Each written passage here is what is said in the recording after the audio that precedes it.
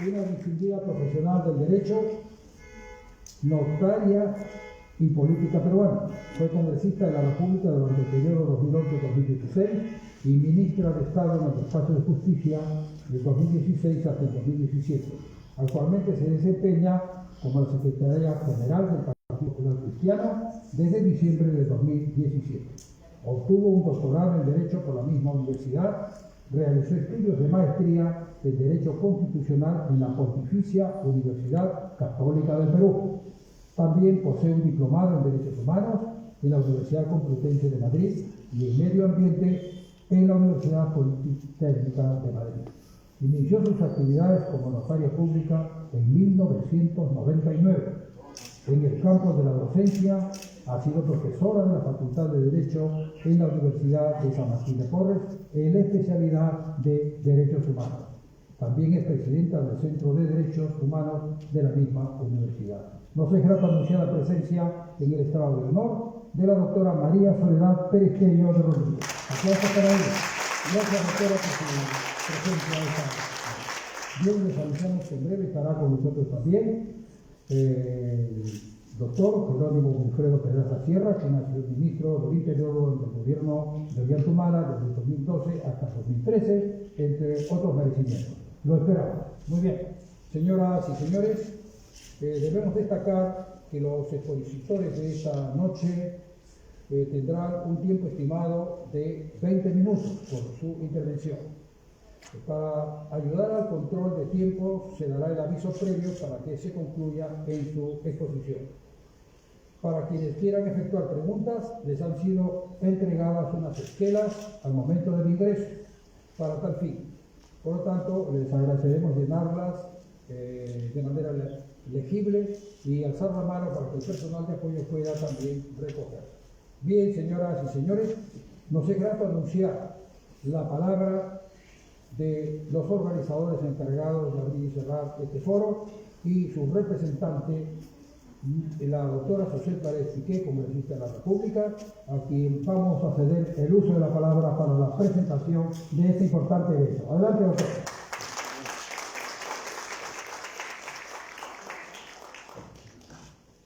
Buenas noches, doctora Clementina Carrasco, doctora Marisol Perestello, doctor maestro Germán Molarano. Como nosotros hemos visto y nosotras hemos visto, se suceden hechos de connotación jurídica sobre los que opinan periodistas, opinan mis propios colegas congresistas, a veces, y tengo que decirlo con un poco de vergüenza, sin conocimiento de la ley. Motivada por esos comentarios basados en los prejuicios y no en lo que dice la ley, ni la doctrina, ni los principios del derecho, es que vine a esta mi casa a hablar con el decano del Colegio de Abogados a pedirle por favor que abramos un espacio de reflexión jurídica que permita que la gente opine con conocimiento. En un momento donde el país está tan polarizado, no podemos tener información falsa, tendenciosa y basada en el prejuicio. Y si nosotras, las mujeres y los hombres del derecho, queremos que el país mejore, necesitamos que la ciudadanía se entere de lo que dice la norma, lo que dice la ley, y no dar opiniones basadas en mentiras. Por esa razón, yo quiero agradecer la apertura del decano del Colegio de Abogados para generar este espacio en el que me alegro que hay muchas mujeres y hombres jóvenes y que pueden compartir con sus compañeros para que no nos dejemos engañar por los medios de comunicación que a veces opinan no para informar, sino para confundir. Yo no soy antaurista, ni prorreservista, ni etnocacerista. Soy una peruana que ama el Perú, pero que quiere que nuestra ciudadanía esté bien informada. Y por eso he invitado a los mejores. A Marisol Perestello, que ha sido ministra de Justicia, pero que además es una activista de los derechos de las personas privadas con libertad. Hay cosas que ella hace que yo no me imaginaba. pero ella como abogada, como notaria, tiene una labor muy importante para los derechos de las personas privadas de libertad que han perdido un solo derecho, su libertad, no los otros derechos. Y tenemos aquí al gran maestro Germán Molarán, que ha sido mi profesor en la maestría de Derecho Penal, que me puse a estudiar porque tenía como 78 juicios cuando trabajé en la municipalidad. Entonces ya hubo un momento en que ya tenía que defenderme yo misma, entonces me regresé a mi casa a San Marcos y tuve la felicidad de tener al doctor como maestro. Entonces, solamente para decirles que esta es una noche para que tengamos abierto el cerebro, abierto el corazón y escuchemos a los que saben, a las que saben. Muy orgullosa estoy que es la primera vez que estoy aquí arriba en un evento así, después de haber juramentado como abogada. Así es que estoy tan emocionada porque este es un evento que además está pasando en vivo por las redes para que la gente se informe. Muchas gracias y muchas gracias a ustedes que nos van a ayudar a aclarar las cosas y a encontrar la verdad desde la ciencia del derecho. Muchas gracias.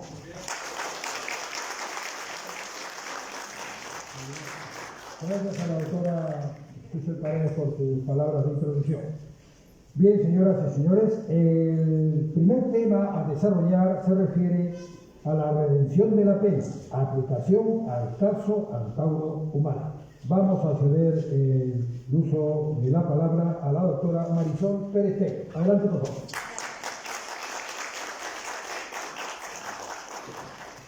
Gracias, señor Tita. Muchas gracias al Colegio de Abogados y, por supuesto, a nuestro decano y a su representante el día de hoy, a Susel por la oportunidad de estar aquí con ustedes y de hablar de este tema que me parece fundamental y del enfoque que le está dando Susel al tratamiento de temas en el Poder Legislativo que tienen un contenido jurídico y que impactan a una persona, en este caso Antauro Humala, pero también a un grupo, que además es un grupo de especial protección según el Plan Nacional de Derechos Humanos, como son las personas privadas de libertad. Y por supuesto, un honor compartir la mesa con el maestro Small, ¿no? Cualquiera que sepa un poquito de ejecución penal o de derecho penal es porque ha leído algo de lo que él ha escrito o ha tenido el privilegio de escuchar. Así que para mí es un honor. Y que nada del marco general conceptual. Yo quiero compartirles en estos 17 minutos que voy a quedar con ustedes algunas cosas que quisiera decirles, disculpándome por tener que salir con cada que el doctor Small llene todos los vacíos. Quiero antes explicarles que yo trabajo cárceles desde dos perspectivas y desde esas dos perspectivas quiero compartir con ustedes algunas cosas vinculadas al tema Antauro. Una, desde la óptica de los derechos humanos, desde la academia. Yo soy profesora de derechos humanos hace muchos años y trabajo el tema penitenciario desde la academia, completamente distinta a la realidad. Porque si uno lee, por ejemplo, la última sentencia del Tribunal Constitucional que establece lo que ya dijo Susel con absoluta propiedad, el derecho que se restringe en la libertad, pero que es deber y responsabilidad del Estado garantizar los demás derechos, y lee la sentencia en lo que esto plantea en mayo a propósito de un caso interna sobre el tema de derecho a la educación, acceso a la salud y todos los derechos que en la práctica no se puede satisfacer en los penales porque hay un hacinamiento altísimo, en algunos penales del 500%, en otros del 200%. Cuando se ve la cifra de 90.000 privados de libertad y la capacidad de albergue, ni siquiera se entiende que capacidad de albergue no es sinónimo de cama. Cama es cama. De albergue es cama más espacios donde puedas educarte, trabajar, alimentarte, patio, recibir a tu visita familiar. Y en nuestro país se mide el tema del hacinamiento por número de internos en relación con camas. Porque si habláramos de capacidad de albergue, la cosa sería muchísimo peor, ¿no? Hay penales que tienen 14 internos en un cuarto que tiene solo 2 camarotes, y comparten pies con cabeza, y en el suelo y en la zona de los hilos se pone un colchón en las noches. Es vergonzoso. Y los países se definen, como dijo Mandela, por cómo tratan a los privados de libertad. Así que estamos muy complicados, ¿no? Entonces, esta academia te demuestra o te establece un conjunto de cosas. El Pacto de San José te habla en su artículo 5 del tema de prohibición absoluta de la tortura, del derecho a los privados de libertad, de separar a procesados de sentenciados. Esto es una quimera, en nuestro país no existe. Poco menos de la mitad de los sentenciados hoy tienen calidad de procesados.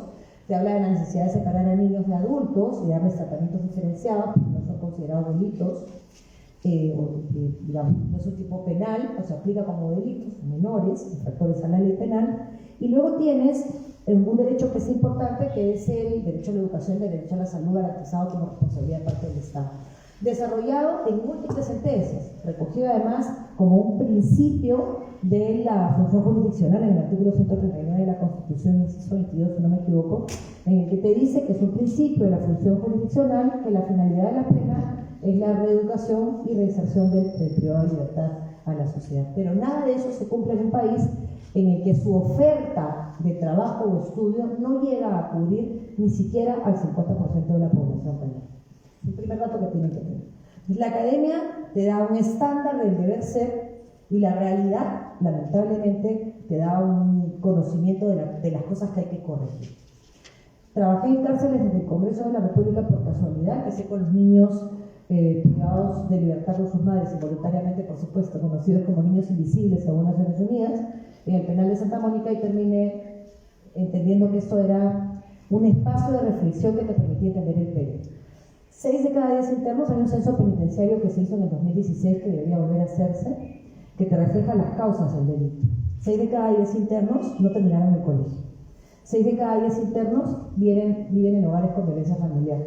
6 de cada 10 internos viven en hogares en donde hay pandillas en el entorno o en el barrio.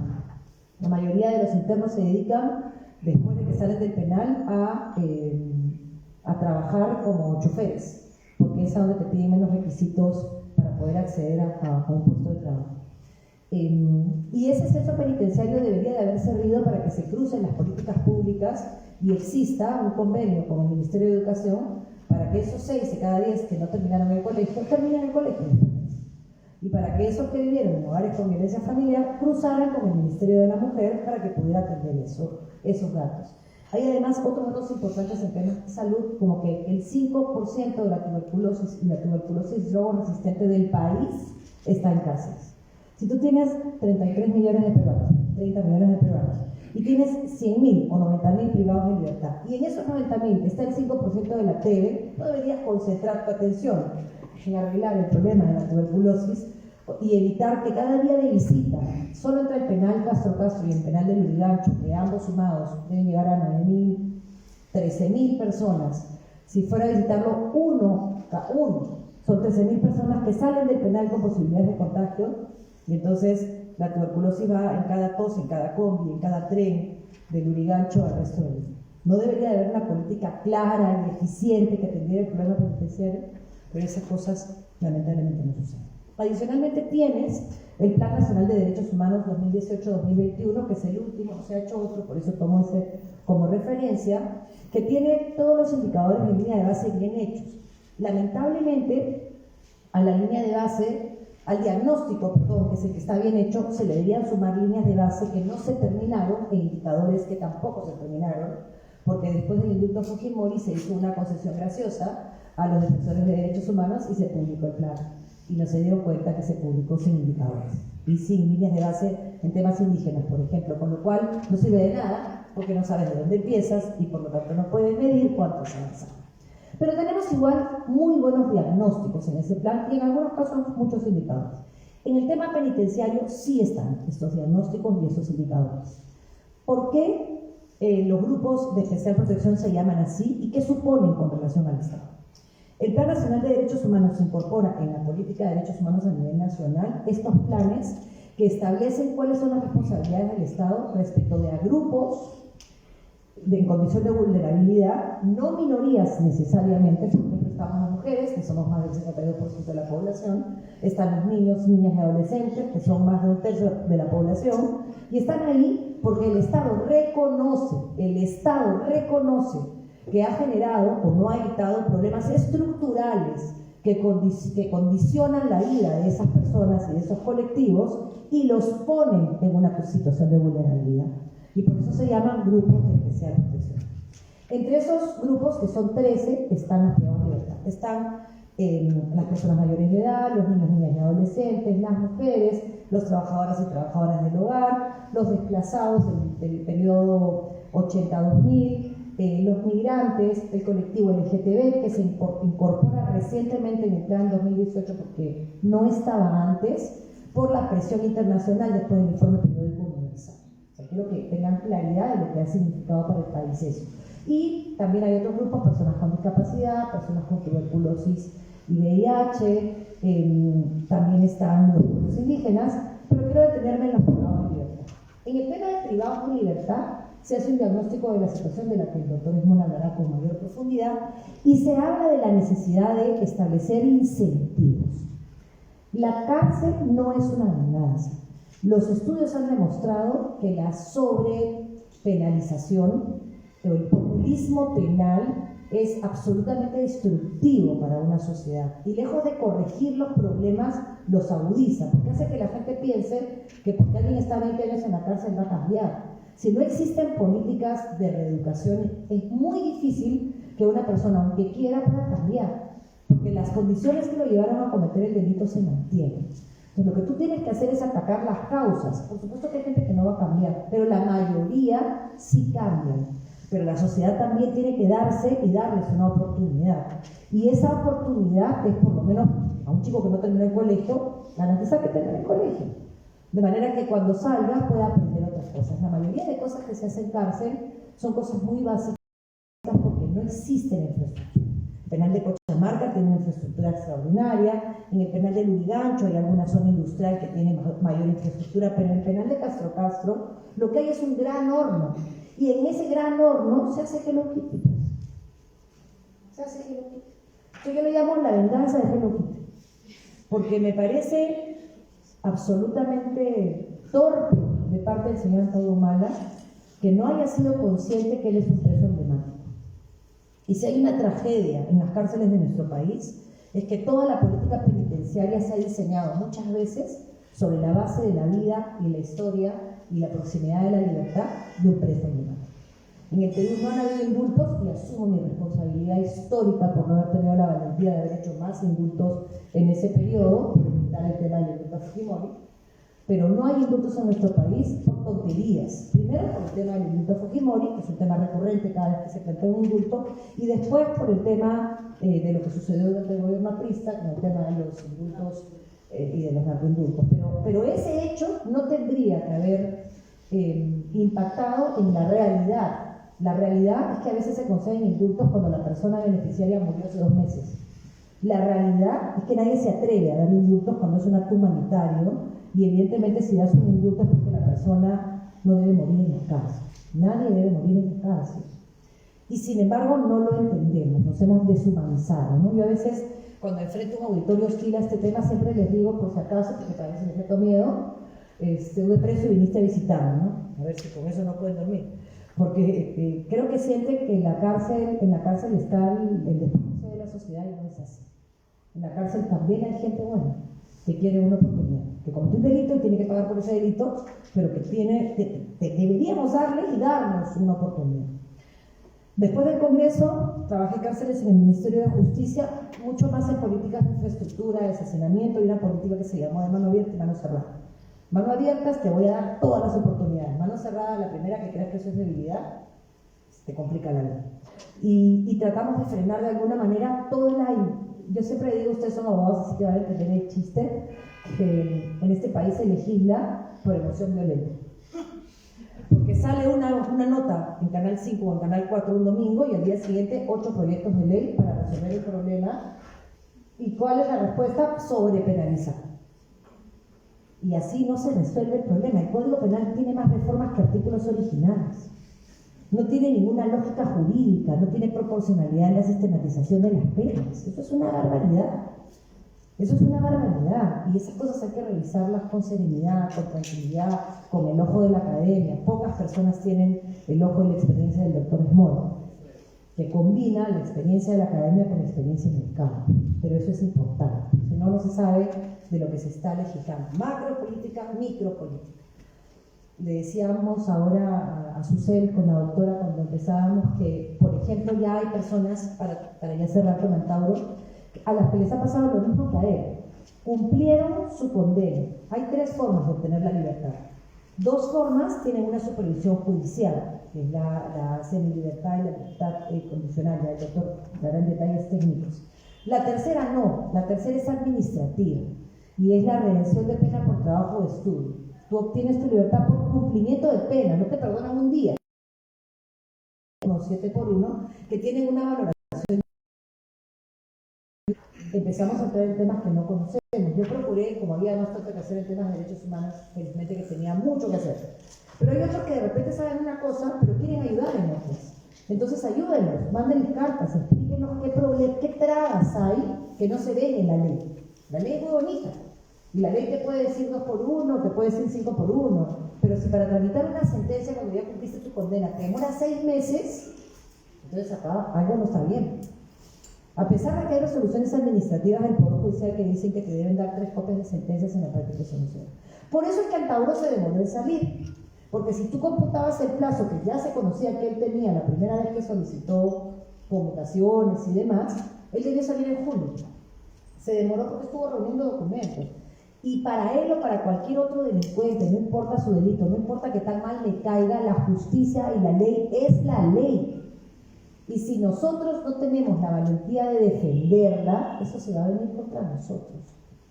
Ahora, después, sus declaraciones, sus propias declaraciones, por soberbio y por sus características de personalidad, ya quisiera yo que se quedaran en la arena política para enfrentarlo políticamente. Enfrentar gente que es así gritona y que no argumenta es más fácil. Porque en la violencia verbal, por supuesto física, es el recurso a los incapaces. Grita el que no tiene la razón, el que tiene la razón convence, explica, enseña.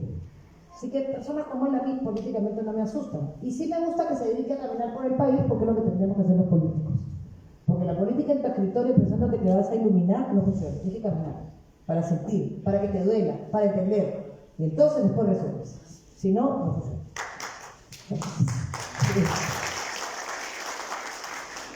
Así que quisiera que les dé miedo a quienes consideran que porque él va y levanta una plaza va a cambiar la historia.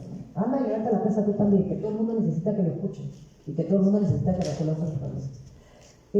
Pero cometió un error y el sistema de justicia tiene que corregir eso que él ha dicho. Él ha dicho, yo nunca pinté a Hello Kitty.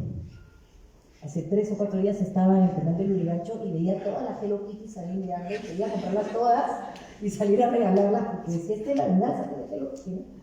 Porque además, ustedes tienen idea de lo que significa para los cientos de miles de hombres y mujeres que lo único que pueden hacer en un penal es pintar a Hello Kitty y tratar de encontrar en eso una forma de redimirse.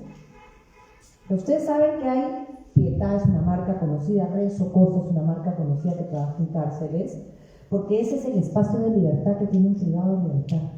Él y su pita para hacer una pitita para las manos, él y su torito de pucará, él o ella y su Hello Kitty, él o ella y el adornito, ahora están haciendo conejos por este tema de chino para vender.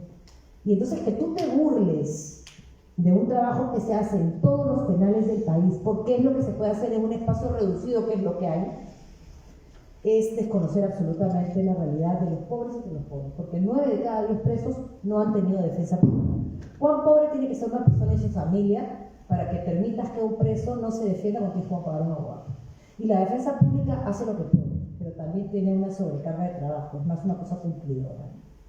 Así que eso es, el caso de Antauro tiene varios problemas, es un caso emblemático y el miedo que yo tengo, y por eso felicito el trabajo que está haciendo su serie, es que la gente, por querer mandar un mensaje político, retroceda en lo único que funciona más o menos rápido y más o menos igual para todos, que es la redención de pena por trabajo por cumplimiento de pena, que es una esperanza y una expectativa de los privados y privadas de libertad, y no debe retrocederse en eso, porque es la razón que les permite levantarse todos los días en medio de lo que ha significado la pandemia, el abandono de parte del Estado. Si el Perú tuvo la tasa de mortalidad más alta en el mundo en la primera ola de pandemia, la tasa de mortalidad más alta en el país que tuvo la tasa de mortalidad más alta en el mundo la tuvieron los penales. Y todos esos 13 motines que hubieron en los penales, que no habían en el Perú hace muchos años, fueron a propósito de pedir oxígeno, mascarillas, y eso no es justo. Y nadie se preocupó de que los servidores penitenciarios, que fueron la segunda tasa de mortalidad más alta por gremios, recibieran las vacunas primero. Esas cosas te demuestran un divorcio absoluto, porque quiero que me expliquen, y ahora también me voy, con mucha pena, quiero que me expliquen por qué si un Estado dice las cárceles son un grupo de especial protección, cuando sucede algo tan grave como una pandemia, no agarran los 13 grupos y dicen de estos 13 grupos, ¿quiénes son los que van a estar peor? Todo el mundo sabía que los que iban a estar peor eran los presos. En Italia ya había sucedido, y había sucedido en todos los países que nos habían adelantado. Y acá no pasó absolutamente nada. Y no dejemos que pase lo mismo con Antauro. Antauro es un privado de libertad que ha cumplido una condena que dice que la razón por la cual obtuvo su libertad es falsa. Debería regresar al penal. Pero debería regresar al penal no porque el procedimiento por el que se le dio la libertad haya estado mal, sino porque, según su propio dicho, los documentos de ese expediente son falsos. Y habrá que establecer responsabilidades administrativas para quienes firmaron documentos falsos, o explicar por qué los firmaron en todo caso. Pero ese es otro tema. Y con relación a los temas de la sanción penal, o impedir que un candidato que ha cometido un delito pueda ser, por ejemplo, si asedio sentenciado por terrorismo, pueda ser profesor en una escuela pública, eso lo defendimos, de hecho fue una propuesta nuestra y se empezó un impulso, hay unas restricciones, pero quiero solamente dejar dos temas para el debate, por supuesto, porque este es un debate abierto. La inhabilitación no es una consecuencia de la pena, esto es otra cosa. O sea, hay penas que traen consigo inhabilitaciones, eso es un tema, seguramente también el doctor nos explicará y si no, se lo voy a pedir expresamente. Pero cuando tú quieres inhabilitar a alguien en razón de una causal que no tiene que ver con el cumplimiento de la pena, porque se supone que una vez que tú cumples tu condena, te resocializas. Pero sí, cuando nosotros trabajamos en el tema de terroristas que pudieran enseñar cuando habían cumplido su condena, lo que hicimos fue un análisis de yo te inhabilito, no porque no reconozca que ya cumpliste tu condena y que puedes hacer cualquier cosa en el país, sino porque estoy haciendo un test de proporcionalidad y no tengo otro mecanismo que me permita, restringiendo tu derecho a trabajar en este espacio, no en cualquier otro, en este espacio, estoy privilegiando el interés superior del niño. Y no tengo otra manera de garantizar que una persona que ha tenido y ha usado la escuela como un espacio público para difundir ideas que han generado muerte y destrucción, pueda volver a hacer lo mismo si se le da nuevamente la oportunidad. Como no tengo otro mecanismo como Estado, puedo restringir tu derecho porque no hay derechos absolutos, salvo la prohibición absoluta de todo. Lo mismo se hizo con algunas restricciones por temas de corrupción. Como no tengo manera de garantizar que el principio de un Estado social y democrático de derecho sea garantizado, lo que hago es evitar que ciertas personas condenadas por ciertos delitos puedan acceder a cargos, a función pública. Y eso es lo que hay que hacer en este caso concreto, ¿no? Pero no es por Antauro, tenemos alguna posibilidad de cuidar un Estado social y democrático de derecho y evitar que personas que han sido condenadas por delitos por los cuales el poder puede significar peligrosamente generar condiciones para la comisión de un delito de esa naturaleza o más, las tenemos. Si no las tenemos, aplicamos desde proporcionalidad. Es bien delicado, pero hay que discutirlo. Creo que la discusión está abierta, es sano que esté abierta, pero no confundir el caso Antauro con lo general, porque si no es una ley por nombre propio. Y eso es lo que hay que evitar. Dicho esto, muchísimas gracias y contesto la pregunta de la señora porque no quiero quedarme sin eso. Si me apruebas, ¿sucede? Sí, por favor. Ya existe esa ley, ya está vigente, pero lo que dice es que para todos aquellos condenados a partir del año 2017, es decir, aquellas personas que han sido condenadas a partir del 2017 ya no pueden tener ningún tipo de contrato ni vínculo con el Estado. Sí, pero está restringido a ciertos delitos. Por eso, contra la administración pública. Sí. Por eso. Pero esa es la que dimos en el 2007. Ya. Esa ley la dimos en el 2017 con este test de proporcionalidad y con este análisis de, no es una consecuencia de la pena, sino una inhabilitación en razón de la necesidad de proteger un bien jurídico. Eso es. Dejo el tema sobre la mesa para debate y les agradezco muchísimo el espacio y la oportunidad de suceder. Muchas gracias.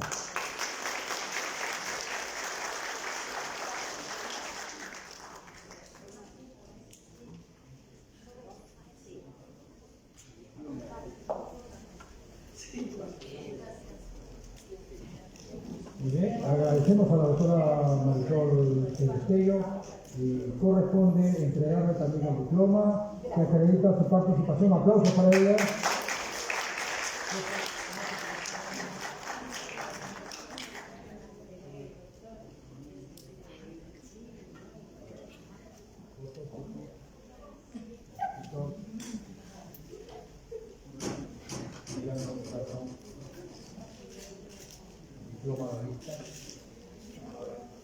Muy bien, muchísimas gracias. Bien, señoras y señores, con nuestro agradecimiento y reconocimiento a la doctora Marisol Perestello, seguidamente anunciamos la ilustración del maestro doctor Germán Esmolarana, quien va a tratar precisamente el marco general de estos beneficios penitenciarios y por adición el caso de Antauro Humala. Adelante, maestro.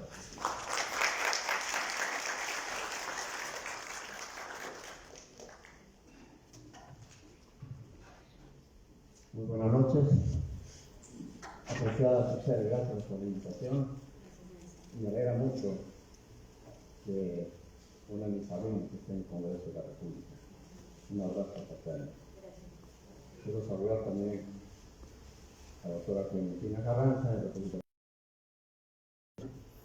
Es lacerante en este momento.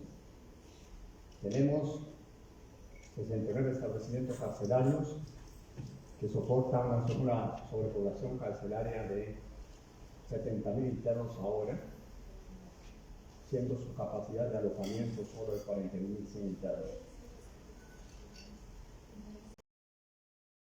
En el campo del derecho de las personas se indica que el interno tiene derecho a un alojamiento adecuado. Un alojamiento adecuado significa poder realizar una buena clasificación penitenciaria, una buena distribución de los internos al interior de los establecimientos carcelarios.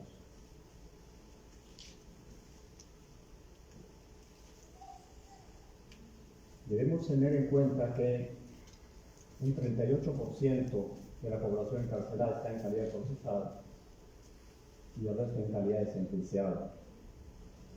Pero en estos 10 últimos años, ¿qué ha pasado en el Perú? Se han dictado normas, leyes que simplemente han penalizado con una cantidad mayor de años determinados delitos.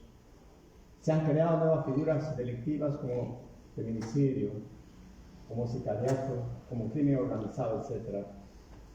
Y todas las leyes que se han dado, fundamentalmente en estos 5 últimos años, han significado mayor penalidad. Tenemos 1.440 internos sentenciados a cadena perpetua, cerca de 5.000 internos con penas mayores a 20 años. La norma universal en el campo penitenciario indica ni las penas cortas ni las penas muy largas rehabilitan al interno. Después de 20 años, ¿quién visita? O durante 20 años o 25 años al interno. No tiene nadie. Y su única familia va a ser los propios internos que están en la cárcel. Por eso penales llaman reingreso, yo llamo reincidentes. Tenemos un 23% de retorno de internos a la comunidad encarcelada. Ha hecho referencia también Marisol a un aspecto importante, que nuestra legislación penitenciaria es muy clara sobre la materia. ¿Cómo ingresa el interno o la persona a un establecimiento penal? En forma específica dice el Código de Ejecución Penal, ingresa solo por mandato judicial y en la forma expresa por ley. El juez dicta si le va a dar ingreso a fulano tal por haber dictado prisión preventiva, en el proceso que se le sigue por delito de homicidio, por ejemplo. Homicidio está en Código Penal, prisión preventiva está en Código Procesal. Eso es lo que determina el ingreso. Es cierto que anteriormente, con la ley 11.104, podían ingresar los vagos, ahora ya no hay ingreso de esa naturaleza. Pero también el mismo código nuestro. Lo que pasa es que nos hemos olvidado que en Perú existen 3 códigos en el campo penal. Código Penal, Código Procesal y de Ejecución Penal. No leen el Código de Ejecución Penal, no se incorporan al Código de Ejecución Penal y sacan a veces algunos anuncios respecto a pronunciamientos que no tienen vinculación real ni académica con el campo penitenciario. El egreso del interno del establecimiento penal, ¿qué dice el Código de Ejecución Penal? Dice el egreso solo por autoridad competente, pero también la forma prevista por ley. Puede ingresar a través del juez con prisión preventiva, puede ingresar con sentencia, puede ingresar por revocatorio de libertad provisional, por revocatorio de semilibertad, libertad condicional, etc. Pero también puede ingresar mediante indulto de lo concede el presidente de la República. Puede ingresar mediante la amnistía que da el Congreso de la República. Y puede egresar también por libertad definitiva con redención de pena. Acá está el asunto. Se ha discutido mucho en estos últimos tiempos sobre este punto. Yo explicaré eso estrictamente desde el nivel académico. Yo no estoy metido en ninguna política y quiero simplemente hacer que tengamos un espacio de discusión, de pregunta, lo que fuera, específicamente sobre el campo penitenciario. ¿Cuándo nace la redención de pena en el Perú? No es nueva. Nace en 1969, con el decreto ley 17581 del gobierno de Velasco. Pero nace en forma muy limitada solo para el interno sentenciado a más de 2 años.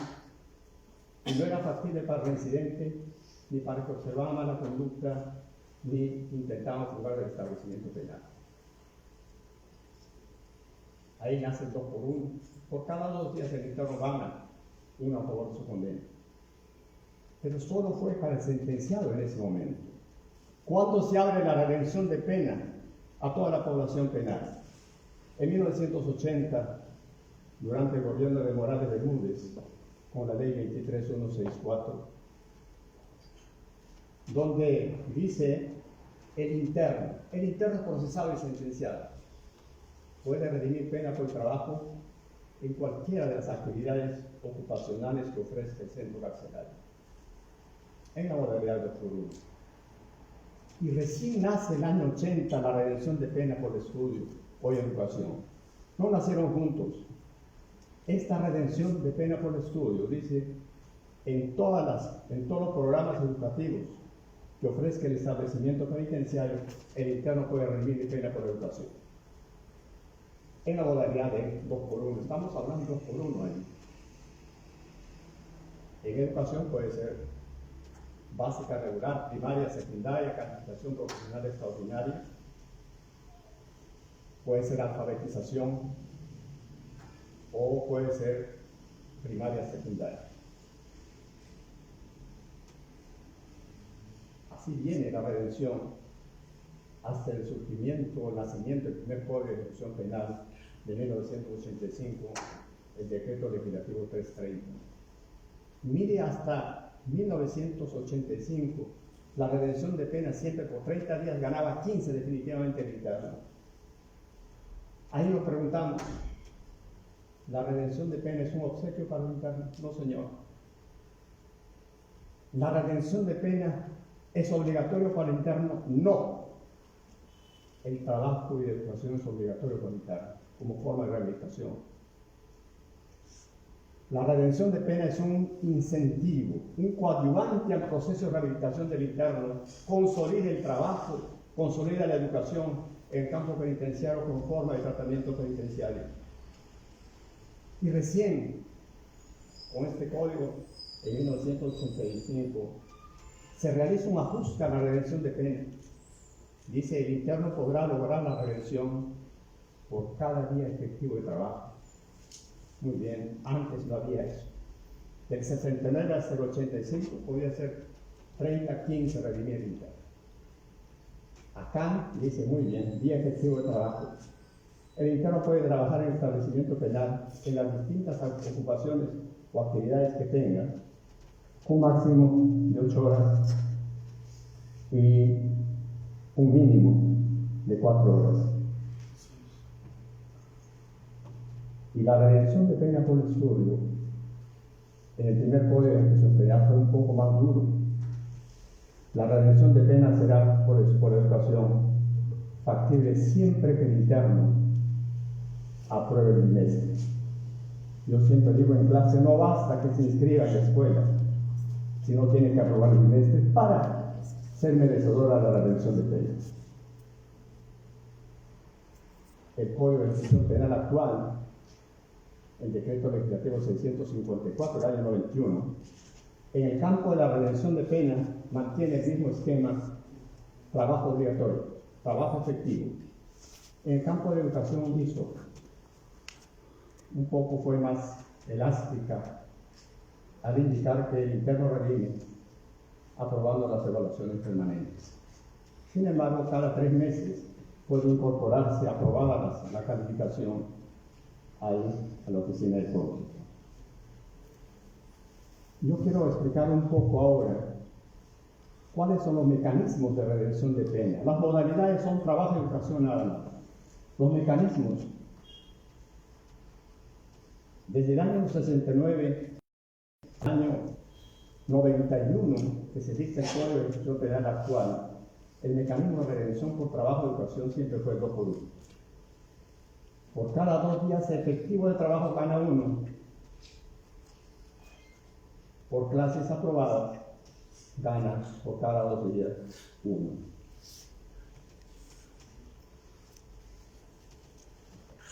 Ahí sigue el 2 por 1, pero este código actual incorpora un nuevo mecanismo, el 5 por 1. La idea en ese momento era que era darle, conceder redención de pena en el mismo mecanismo 2 por 1 a delitos tan graves y a menos graves, o a delitos de mayor o menor recidividad. Yo formé parte de la redacción del Código de Ejecución Penal actual y la idea era que para delitos leves se mantenía el 2 por 1 y para delitos graves se crea el 5 por 1. De esta manera nace el 5 por 1 en el Perú. Luego tenemos la 927, el decreto legislativo 927, que surge a raíz de una solicitud de inconstitucionalidad de la norma de la ley sobre el terrorismo, la 25475, que prohibió todos los beneficios para los casos de terrorismo. El tribunal en ese momento dijo: también para este delito habría que conceder algún beneficio penitenciario, y de esa forma aprobado por el Congreso, y el Congreso delegó facultades en el Ejecutivo. Y durante el gobierno de Toledo se dictó el decreto legislativo 927, que crea un nuevo mecanismo de redención de pena en Perú, el 7 por 1. A los casos de terrorismo, y se incorporó también esa medida al secuestro y extorsión. Durante el gobierno de Alan García en 2009, se dicta la ley 29.423, mediante el cual se deja sin efecto la concesión de beneficios de redención de pena, semi-libertad o libertad condicional para los casos de terrorismo, quedando solo entonces para secuestro y extorsión. Así nace el 7 por 1 en el Perú. Por cada día, por 7 días de trabajo, ganas 1 a favor de la condena. Luego se dicta la ley de reincidencia habitualidad, la 29.604 en el Perú, que estableció un nuevo mecanismo para aquellos reincidentes en el delito, incorporando el 6 por 1. Y finalmente, el año 2016, en diciembre de 2016, se dicta la ley 1296, que trae una serie de modificaciones, incorpora una serie de mecanismos en el campo de la redención de pena, así como el beneficio de libertad. Esta norma, la 1296 del año 2016, crea un nuevo mecanismo, el 4x1. Entonces, hasta ese momento ya tenemos el 2x1, 4x1, 5x1, 6x1, 7x1, 5. Pero, ¿qué dice además? ¿O qué dijo además esta norma, la 1296? La redención de pena no solo está en función del tipo penal materia de proceso sentencia, sino está en función del régimen penitenciario en que se encuentra ubicado.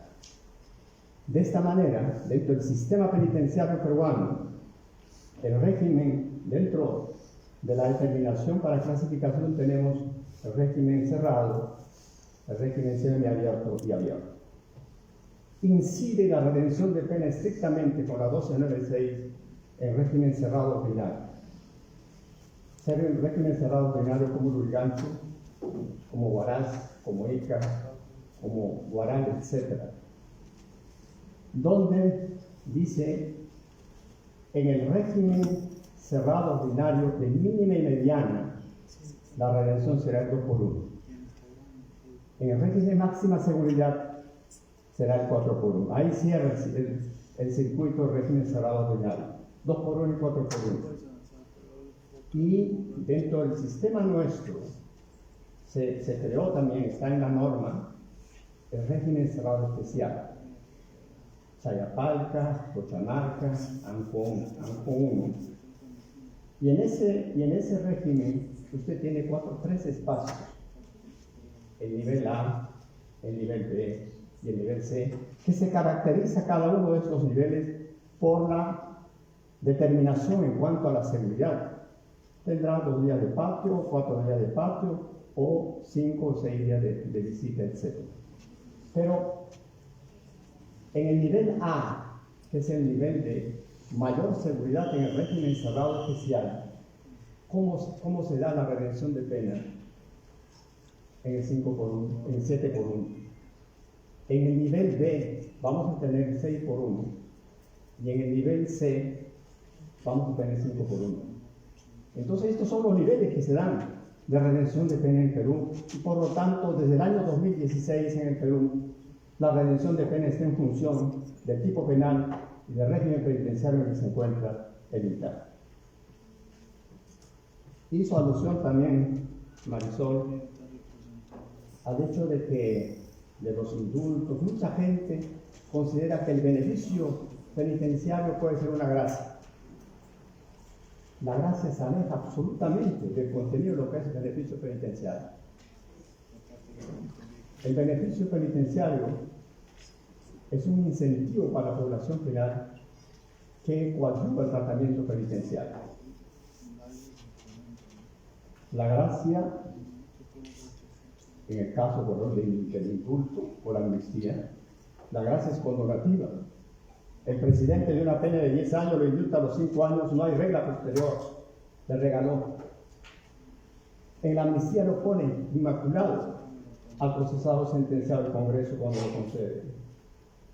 En cambio, cuando el interno sale del establecimiento penal con semi-libertad o libertad condicional, es simplemente un egreso anticipado a la pena final que le pone en la comunidad libre bajo regla de conducta, pero sigue siendo un condenado hasta el cumplimiento final de la pena impuesta. Por eso es que la semi-libertad y libertad condicional pueden ser revocadas cuando comete un nuevo delito o cuando incumple regla de conducta, lo que no pasa en el indulto y en la amnistía.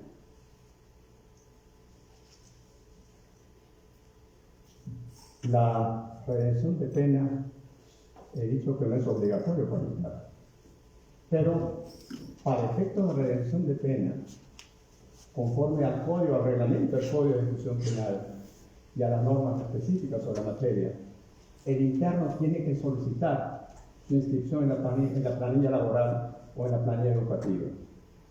Señor director, sírvase inscribirme en la planilla laboral, para que se haga cómputo desde ahí.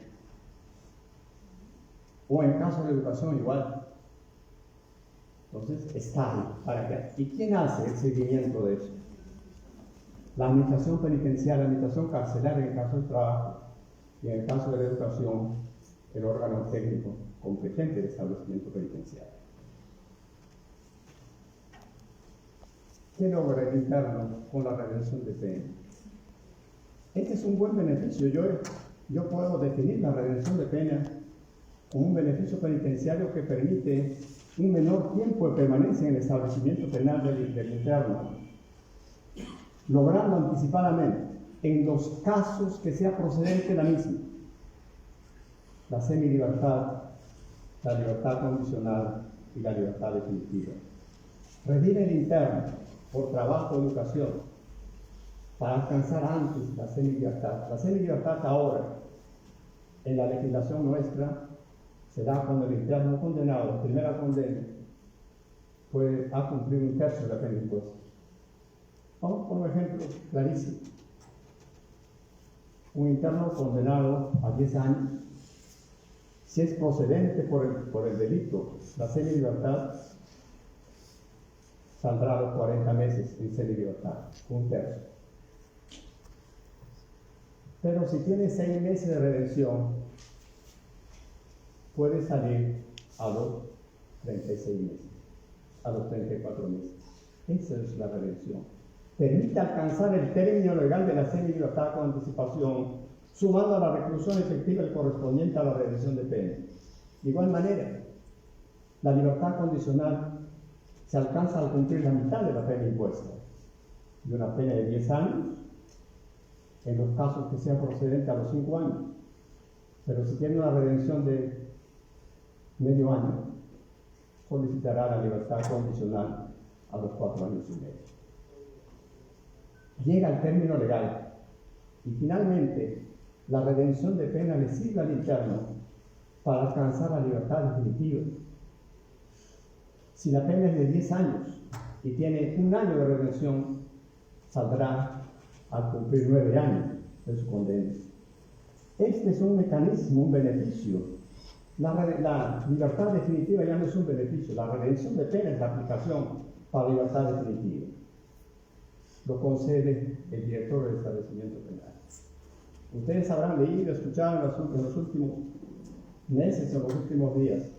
Todo el mundo opina sobre eso. Que el juez debió opinar, no, pero la norma está ahí. El juez solo opina en el caso de semilibertad y libertad condicional. La libertad definitiva con redención de pena corresponde al director del establecimiento penal. Pero el certificado, la constancia de cómputo laboral corresponde al jefe de trabajo y al jefe de cómputo, que son los que determinan qué tiempo trabajó y qué tiempo estudió. Yo he estado revisando estos días. También el interno puede realizar en el campo laboral, ¿no?, trabajos intelectuales. ¿Es posible? Trabajos artísticos también.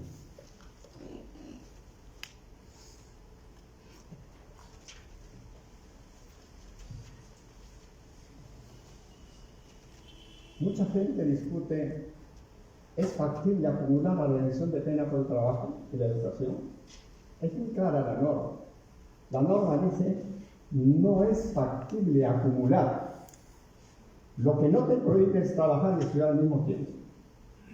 Puede trabajar en septiembre, hacer redención de pena por el trabajo y realizar educación también en el mismo mes de septiembre. Puede tener redención de pena por trabajo o redención de pena por educación. Lo que no puedes hacer es eso. No, la norma dice no puede acumular, no te prohíbe redimir. No está prohibido trabajar ni tampoco estudiar al mismo tiempo.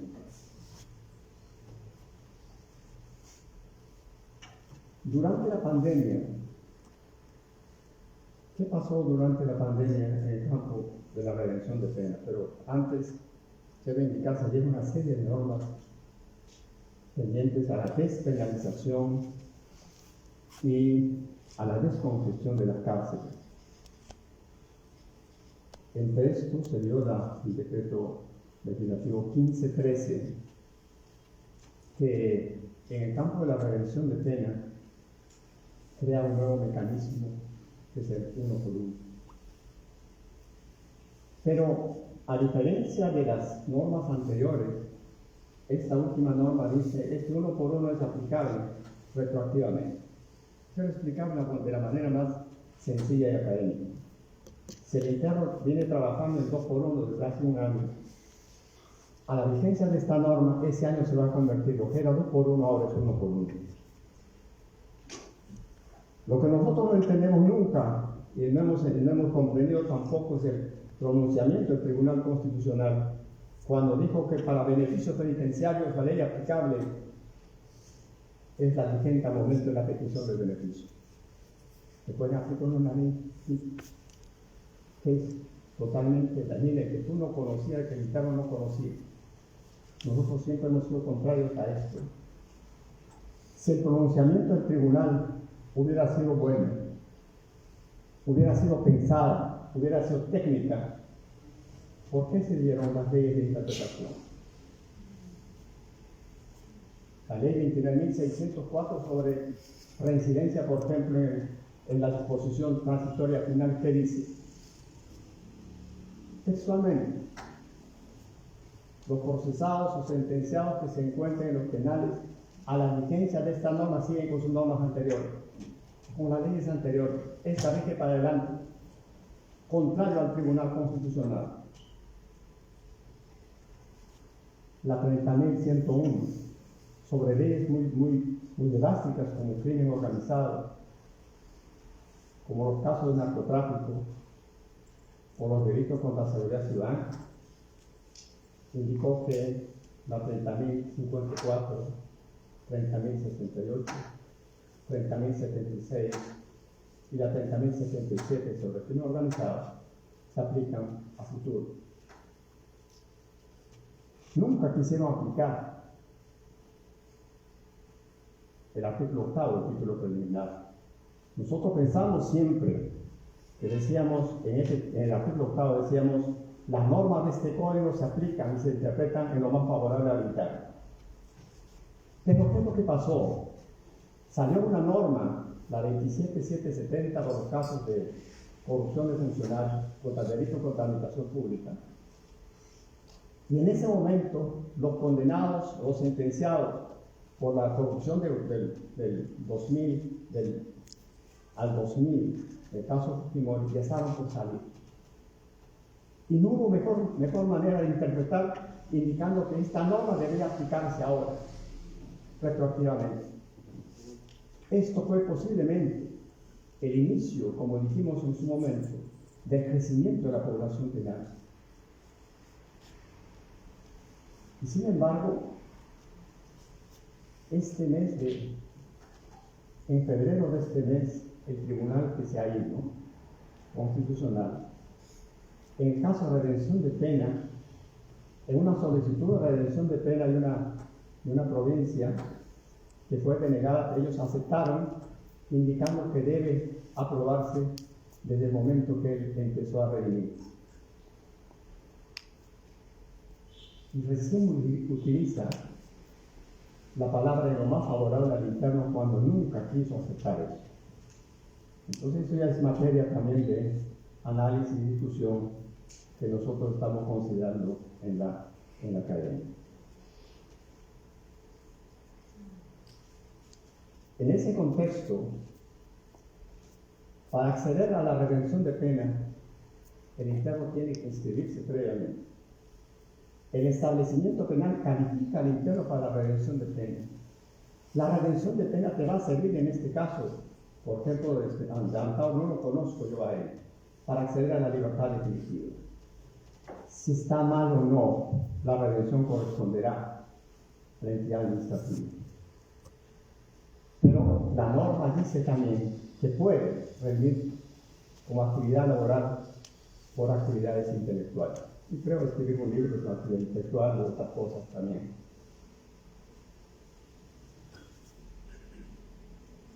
También quiero hacer referencia a que la redención de pena es un buen mecanismo coadyuvante al tratamiento penitenciario. El interno acepta muy bien esta redención. Pero ¿qué ha pasado en estos 5 últimos años fundamentalmente, en los 10 últimos años? Toda la legislación penal modificatoria aumenta penas y al mismo tiempo restringe beneficios penitenciarios. Es eso lo que ha creado, ¿no?, una población estanca en el establecimiento penitenciario.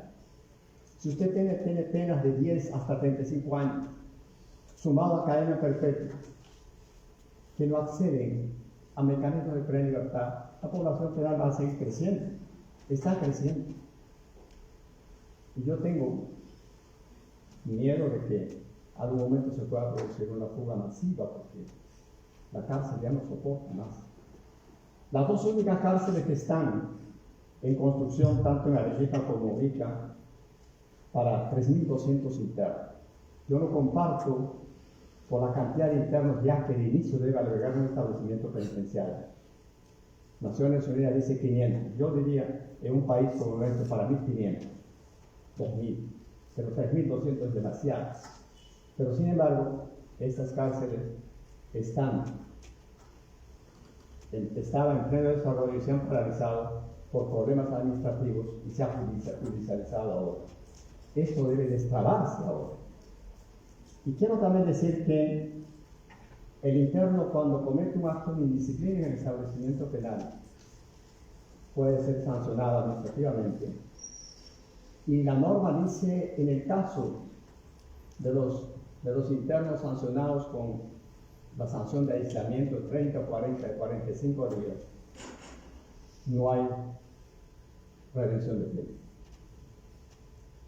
Quiero terminar, posiblemente las preguntas sean mayores a la exposición misma, que la redención de pena por el trabajo se puede realizar todos los días ahora.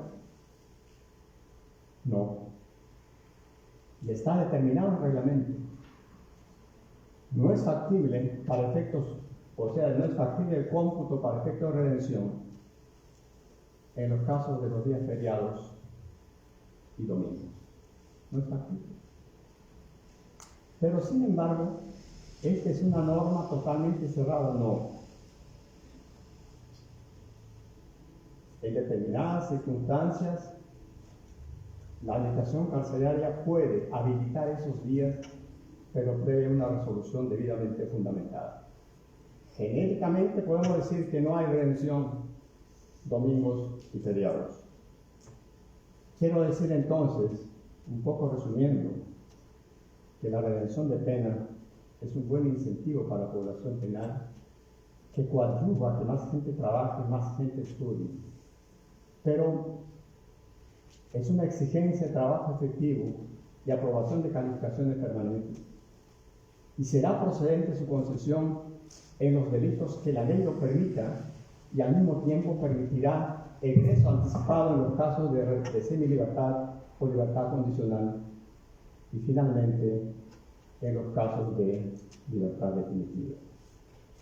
Esto es lo que he podido traer como resumen para esta noche y muchas gracias por vuestra atención.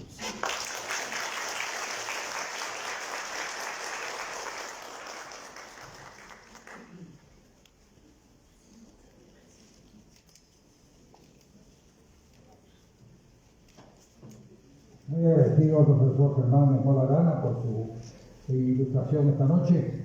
Y les recordamos a todos ustedes que estén posiblemente ya llenando las esquelas para las preguntas correspondientes tan pronto termine la exposición que continúa. Bien, señoras y señores, tenemos a continuación la presencia de un distinguido profesional. Él es abogado por la Universidad de San Martín de Porres, fue ministro del Interior en 2 ocasiones, presidente del Consejo Nacional Penitenciario y jefe del Instituto Nacional Penitenciario, abogado especialista en Derecho Penal, Derecho Penitenciario y Derechos Humanos, con una asistencia profesional y consultor en diversas entidades públicas y privadas. Ha ejercido como profesor de Derecho Penal en varias universidades de la capital. Sobre el tema resocialización versus restricción de derechos, el caso particular del derecho al acceso a cargos públicos de elección popular, en la palabra del señor doctor Wilfredo Pedraza Sierra. Lo recibimos con fuerte aplauso. Adelante.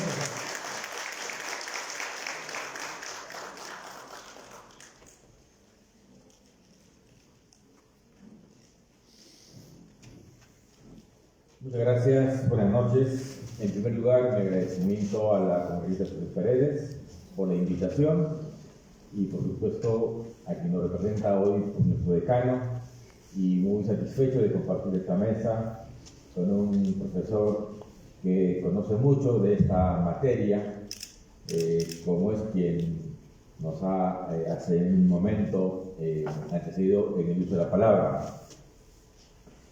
Yo voy a referirme a dos temas, que es lo que me han pedido en la ponencia.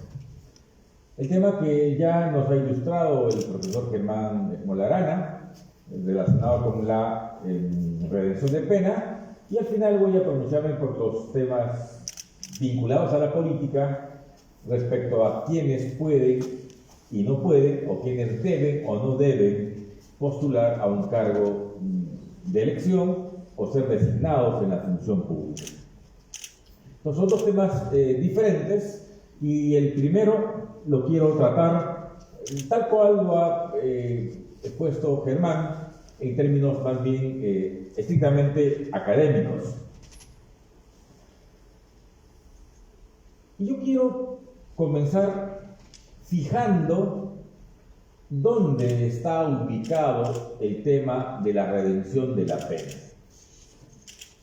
Y me parece esto importante porque hoy se discute si la redención de pena es un asunto de competencia del Poder Judicial o es un asunto de competencia del Instituto Nacional Penitenciario.